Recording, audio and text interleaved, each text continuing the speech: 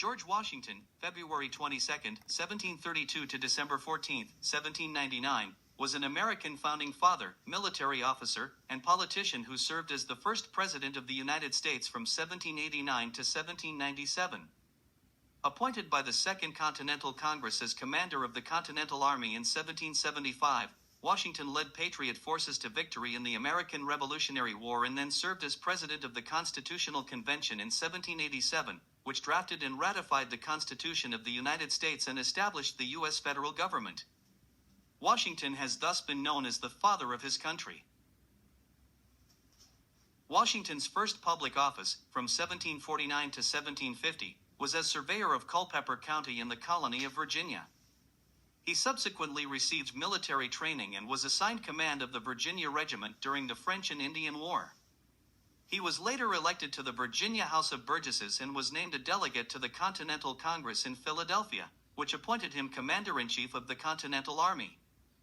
Washington led American forces to a decisive victory over the British in the Revolutionary War, leading the British to sign the Treaty of Paris, which acknowledged the sovereignty and independence of the United States. He resigned his commission in 1783 after the conclusion of the Revolutionary War.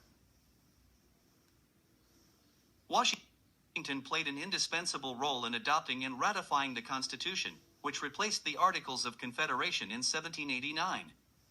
He was then twice elected president by the Electoral College unanimously. As the first U.S. president, Washington implemented a strong, well-financed national government while remaining impartial in a fierce rivalry that emerged between cabinet members Thomas Jefferson and Alexander Hamilton. During the French Revolution, he proclaimed a policy of neutrality while additionally sanctioning the Jay Treaty. He set enduring precedents for the office of president, including republicanism, a peaceful transfer of power, the use of the title Mr. President, and the two-term tradition. His 1796 farewell address became a preeminent statement on republicanism in which he wrote about the importance of national unity and the dangers that regionalism, partisanship, and foreign influence pose to it.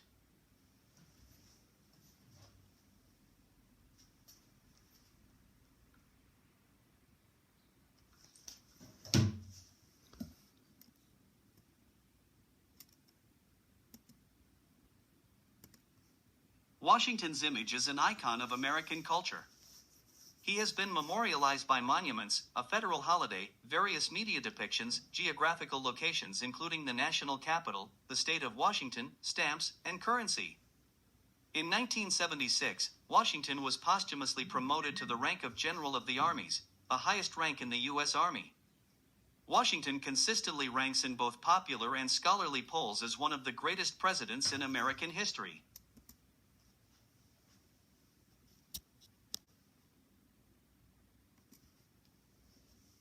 President's Day, officially Washington's birthday at the federal governmental level, is a holiday in the United States celebrated on the third Monday of February.